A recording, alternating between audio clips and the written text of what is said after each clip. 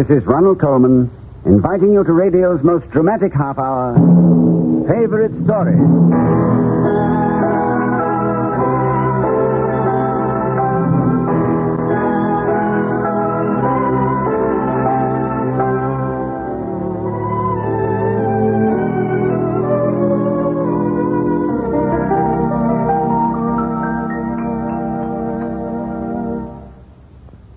Mr. Edgar Bergen chose the favorite story you're about to hear. Many claim that it is the most eerie and harrowing story that was ever written. The Turn of the Screw, by the great American novelist Henry James.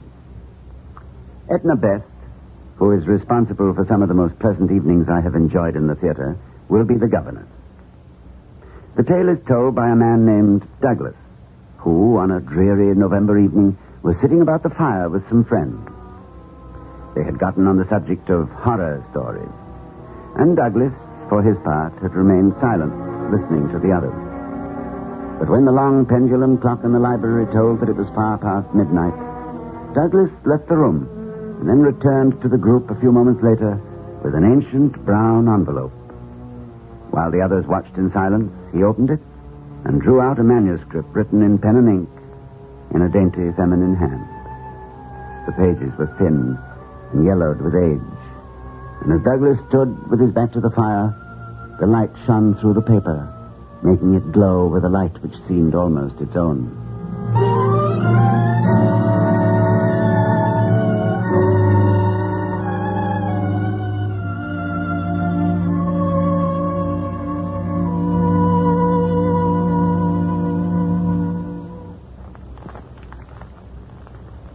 My friends, I have listened to your stories with suitable breathlessness, I think. I especially like that tale of Griffin's about the ghost, or whatever it was, appearing to a small boy. But it's not the only case I know of its charming kind, where a dreaded horror touches a child at a tender age. If the child gives the effect of another turn of the screw, what would you say to two children? Remarkable. I'd say that two children give two turns. And we want to hear about them. Well, my story differs from yours, my friends, in one particular. It is true. It did happen to a very dear friend of mine many long years ago. Well, she's dead now, and in her will she left me this manuscript, which I have never disclosed to anyone until now. Tell me, sir, do you mind reading it to us? No, I think not. If you will listen charitably to this story out of the past, when men lived differently, and perhaps more graciously than they do today. She writes, I remember the beginning of my adventures at Bly with an odd sense of foreboding. I obtained my position as governess by answering an advertisement in a London newspaper. I seemed to meet the qualifications, and so I traveled into the city for an interview with my future employer. He was very gracious and handsome and pleasant to me. But there was one thing about him that seemed very strange. You may not wish to accept employment with me when you know one of my conditions. And what is that, pray? Never, while you are in my employ, never are you to trouble me. Why? Neither appeal, nor complain, nor write to me about anything. Never. Your duties will be light, but you will have complete responsibility. Are there children? 2.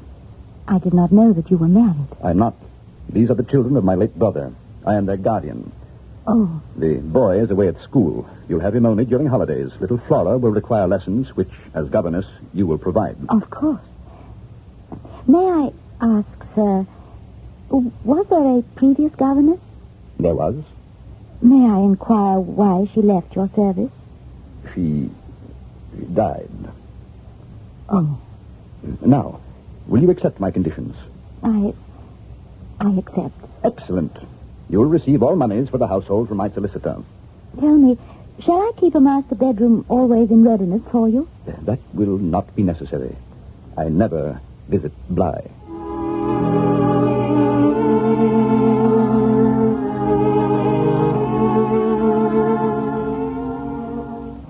I hardly knew what to expect at this country mansion which I had never seen. I was half tempted to resign my office before I so much as arrived.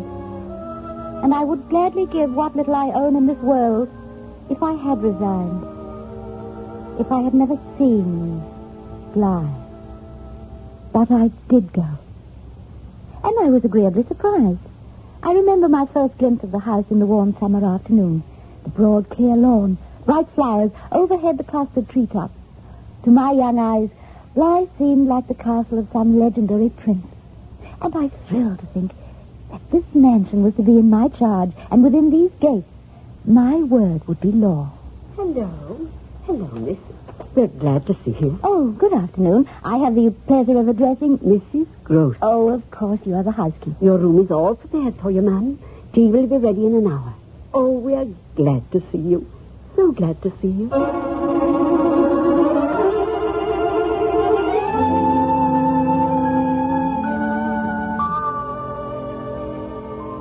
Too glad to see me, I thought. Why did this plump, forthright housekeeper clasp my hand so? Why was she so glad I had come? She seemed frightened somehow, and relieved to have someone to help her bear the burden of her fear. But what could it be that she was afraid of? There was no mark of it in little Flora. I can imagine no child with a more angelic beauty, a more perfect sweetness in her face and manner. She insisted on showing me all about the mansion at Bly, in a sort of personally conducted tour. And this is another bedroom. Oh, it's nice. And this is Uncle's bedroom. Oh, what a lovely room, and what a pity he never comes to see you. He never comes. He doesn't like to visit us. More's the pity. Now tell me, Flora, where do these stairs go? Oh, you don't want to go up there, miss. Why not? Where do they lead? To the tower. Oh, there must be a thrilling view of the countryside from the tower. Must you see it? Yes, I should love to see it.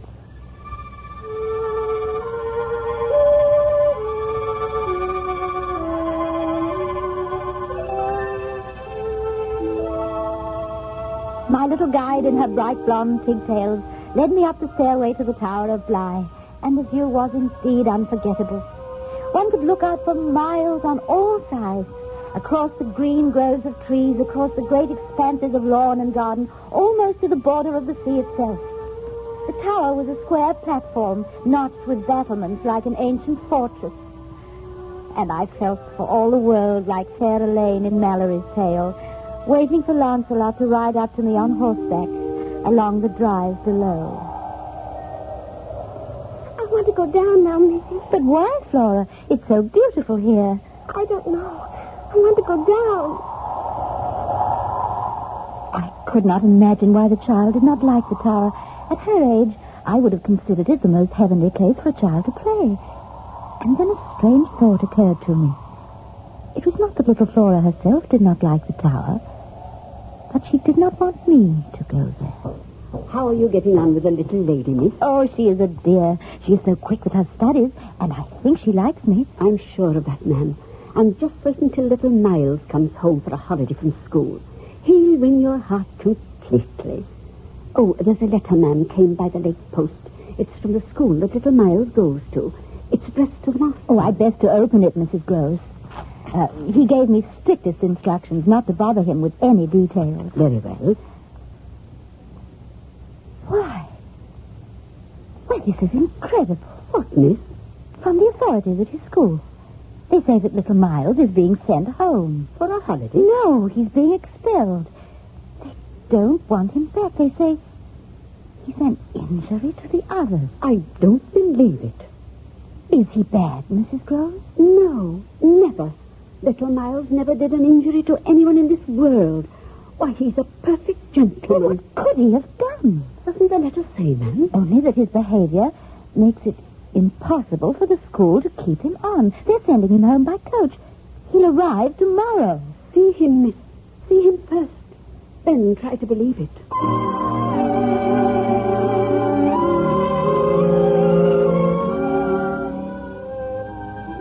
I was puzzled by all these happenings.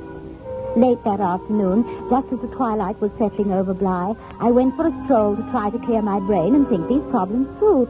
The air was crisp and clear. The path where I walked was already in shadow, but the last rays of the sun still touched the treetops and the few clouds high above my head.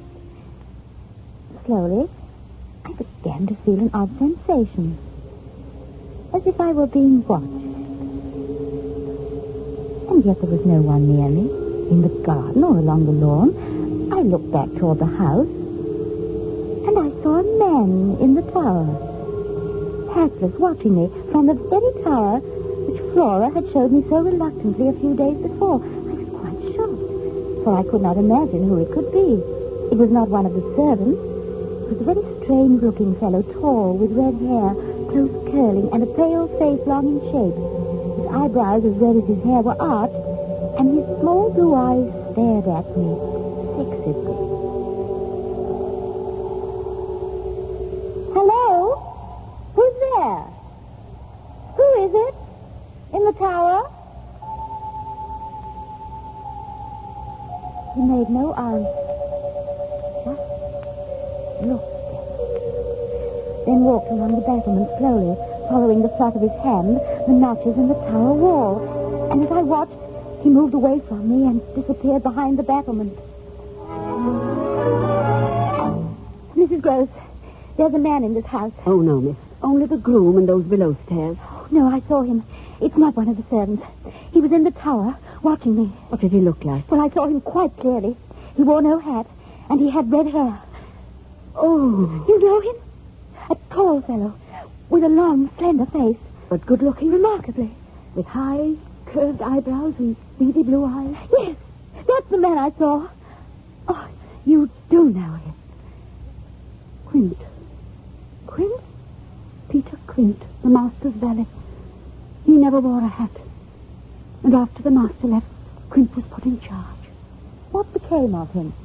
He went away. Went where? He died. Died? Yes. Mr. Quint is dead.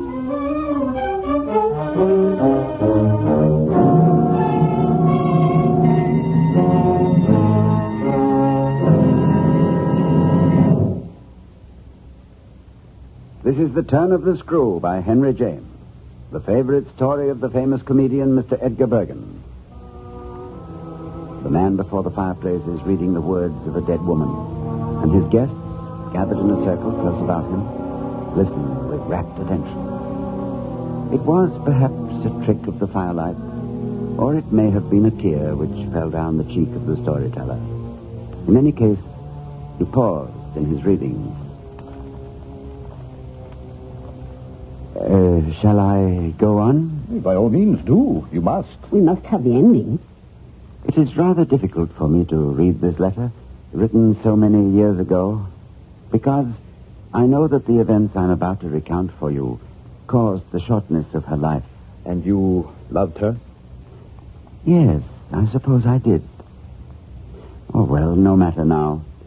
The governess goes on to write, I hasten to assure you that my vision of Peter Quint in the Tower of Bly was not the usual sort of ghost appearance.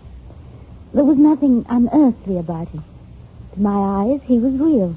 A man of seeming flesh and blood seen clearly in the bright sunset. His every feature was impressed on my eye as on a photographic plate, and every feature that I described was confirmed by Mrs. Gross. There was no doubt. The figure I saw in the Tower of Bly was that of a man who had died 6 months before. No one knows what killed him, ma'am. They found him at dawn on a winter morning, stone dead at the edge of the road from the village. There was a terrible gash in his head. He was murdered? No one knows. The coroner decided he must have slipped on the icy slope and fell, and so cut himself that he died. I only know that Peter Quint was an evil man. He did terrible things, ma'am. What kind of thing? Oh, I couldn't put it in words. There are no words for such things. Peter Quint and Miss Jessel. Miss Jessel? She was the governess before you came.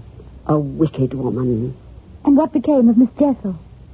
She went away, too. And she died. So they are both dead. The pair that used to have charge of this house. And they had charge of the children, too. Miles and Flora. Why did the master tolerate such servants, Mrs. Gross? He has an easy way with him, ma'am. The master never sees the bad in people. So it seems. Oh, I must be off to the village. If plan to meet the coach with little Miles.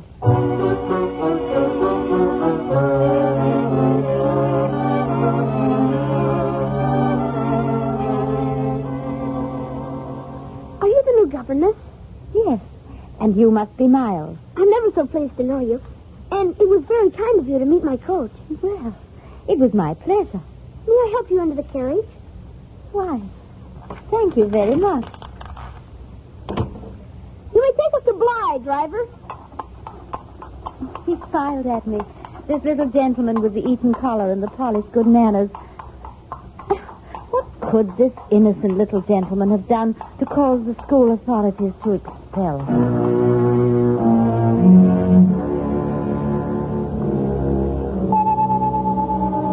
Then, just as little Miles and I came into the downstairs drawing room at Bly, I saw the man again. Peter Quint. In the half-light outside the window, looking in with his fearful blue-white eyes. Suddenly, like an icy wave, the realization came over me. The dead man, outside the window, was trying to reach the child, to grasp and hold him in his power. For what sinister purpose, I dare not imagine.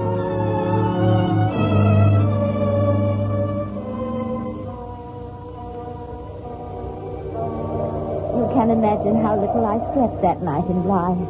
It was one of those feverish summer nights when a person cannot bear the weight of a bedsheet, and a wind hot as from the mouth of a furnace blew through the open casements and down the corridors. Far off, I heard a door slam, and my candle flame bent in the strong draught and went out. In the darkness, I made my first resolve. Whatever evil force was at work in Bly, I would protect my little charges from that evil. Noiselessly, I got out of bed, put on my robe and slippers, and climbed the stairs, intending to look in on the children and see that they were sleeping soundly. From the library, I heard the clock chime the hour. Ever so quietly, I turned the knob of Flora's bedroom door. Flora? Flora? The child was gone. Her bed was empty.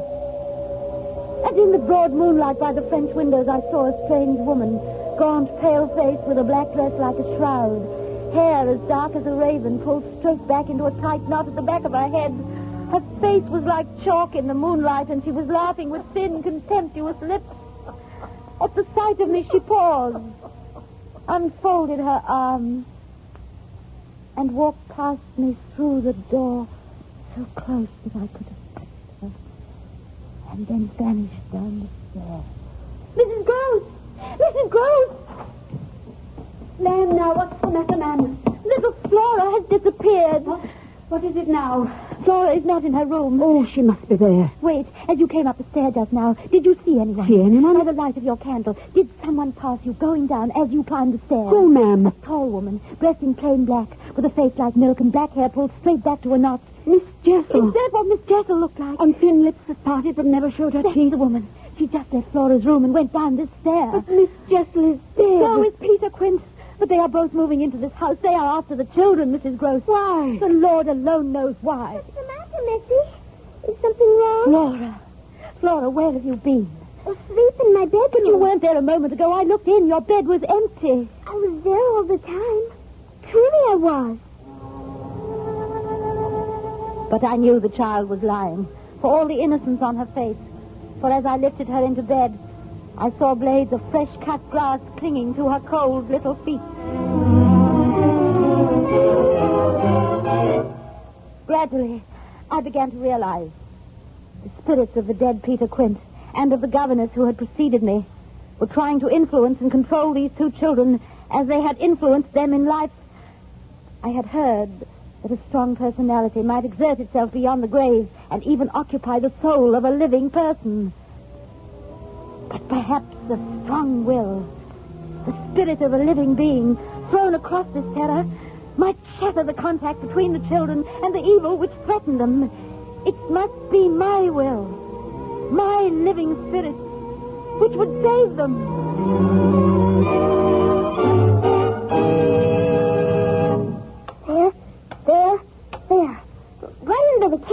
Oh, dear me. You win again. Will you play me one more game of checkers?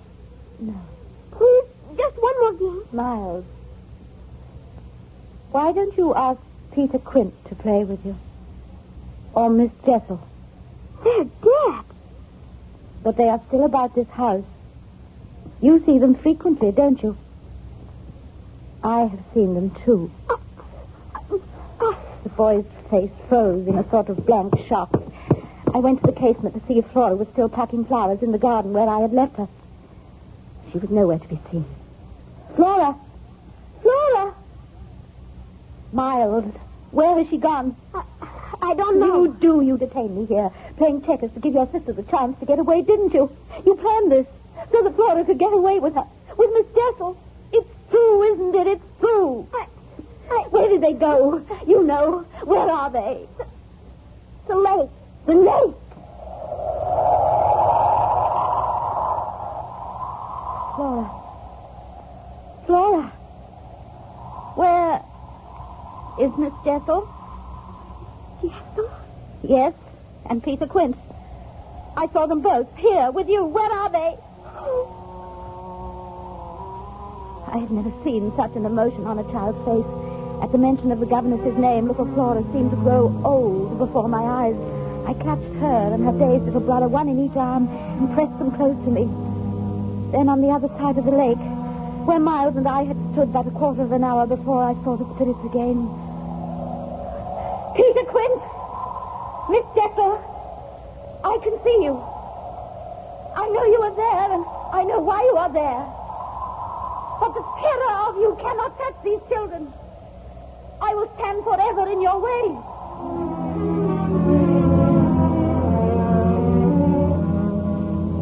Peter Quint, Miss Jessel, began advancing towards me as if there were no lake between us. Stay back! Stay back! I felt as if a black waterfall were advancing upon me soon to engulf me in its night. Or that I was standing in the bottom of a pit of evil, and there was no escape, no pinpoint of daylight to give me hope. But I would not yield. I know you are trying to seize the souls of these innocents, but I defy you. My spirit stands between them and you. And I say you shall not touch them.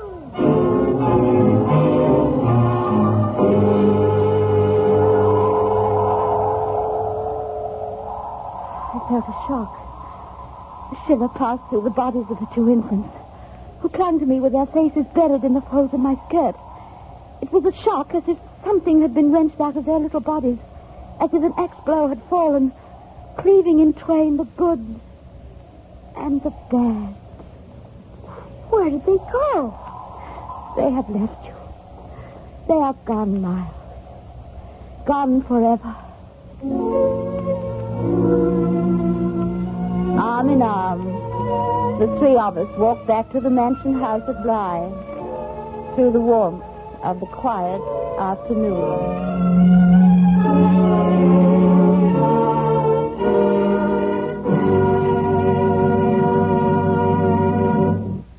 So ends The Turn of the Screw by Henry James.